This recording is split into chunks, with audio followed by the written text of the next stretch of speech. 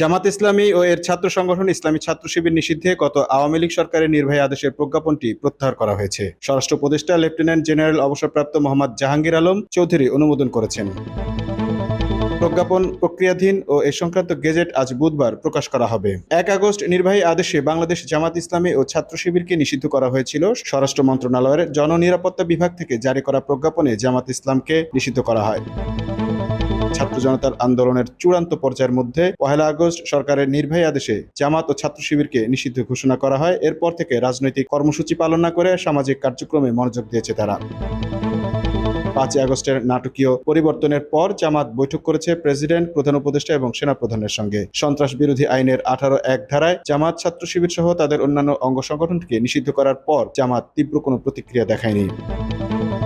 জামাত ইসলামী ও এর ছাত্র সংগঠন ইসলামী ছাত্র শিবির নিষিদ্ধে গত আওয়ামী লীগ সরকারের নির্বাহী আদেশের প্রজ্ঞাপনটি প্রত্যাহার করা হয়েছে। স্বরাষ্ট্র উপদেষ্টা লেফটেন্যান্ট জেনারেল অবসরপ্রাপ্ত মোহাম্মদ জাহাঙ্গীর আলম চৌধুরী অনুমোদন করেছেন।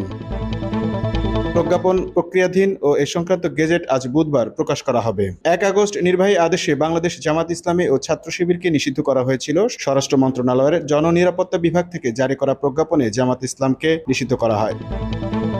ছাত্র জনতার আন্দোলনের চূড়ান্ত পর্যায়ের মধ্যে ১ আগস্ট সরকারের নির্বাহী আদেশে জামাত ও ছাত্র শিবিরকে নিষিদ্ধ ঘোষণা করা হয়। এরপর থেকে রাজনৈতিক কর্মসূচি পালন না করে সামাজিক কার্যক্রমে মনোযোগ দিয়েছে তারা।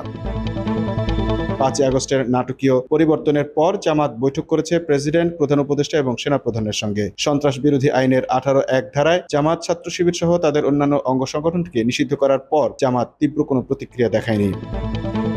Mamun Mahfuz, time news desk.